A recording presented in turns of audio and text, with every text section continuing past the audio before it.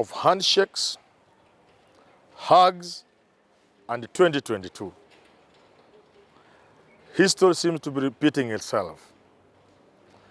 Like a year or two after independence, when Kadu of Ronald Ngala, Masinde Muliro, Daniel Arap Moi, Martin Shikuku, and others crossed the floor to join Kenyatta and Jaramogi's canoe, something similar is happening to the country 50-something years later.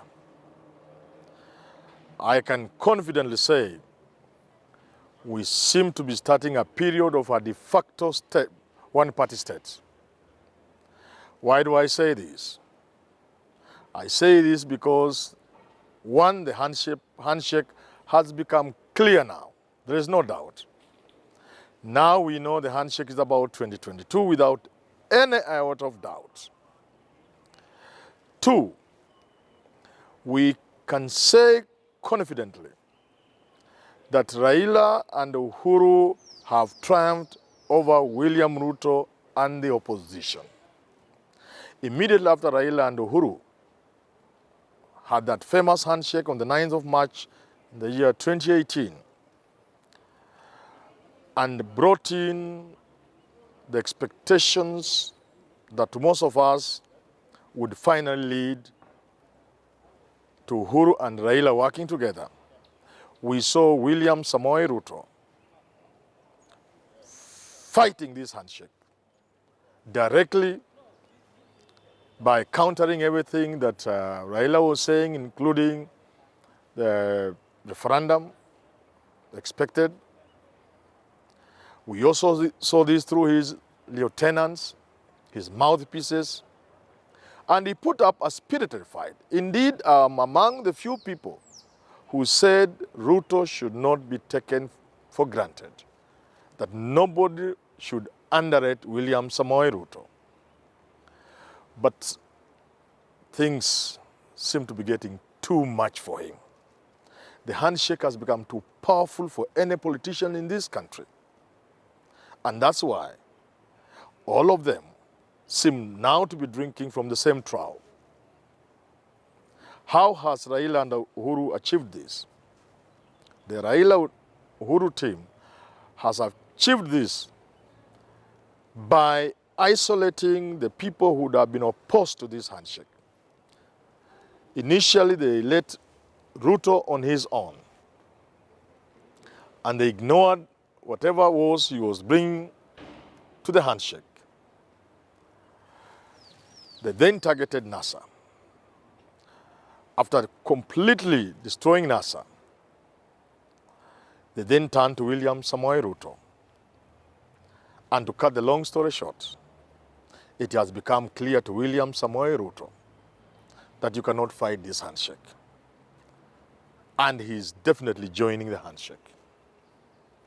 From the side of NASA, Kalonzo Musyoka has seen light, if you wish. He's seen he cannot fight the handshake. He's seen he's most likely going to be irrelevant. That then leaves you with Wetangula and Musalia Mudavadi.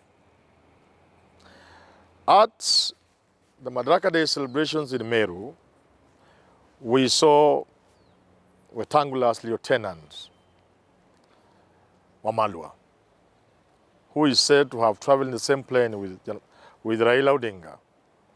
This will kind of indicate that either they are rendering Wetangula completely irrelevant by roping in his close ally Wamalwa, the MP for Kiminini in Trans Nzoia, or he's coming in to indicate that finally even Moses Wasika Wetangula has seen light. On the side of Musalia Mudavadi, Raila has chosen to work with people like Osozi, Senator Malala, whom they have made deputy leader of minority in Senate, George Khaniri, the senator of Hamisi, of Vihiga, in a sense telling Davadi, you really have no choice but to come and work with us.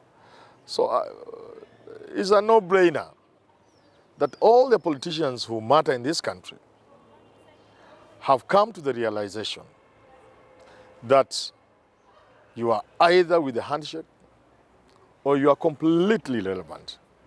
And finally, I must therefore say this. Not only are we ushering in a period of a de facto one-party state like we did around 1964, we are also at the same time in a position to predict safely, like it happened in the 1960s, that a person who comes from the opposition to form government, to assist government, to enter and work with government, eventually would become the president. So in 2022, it looks most likely that a person who has come from the opposition to join Uhuru Kenyatta is likely going to be the president in that year.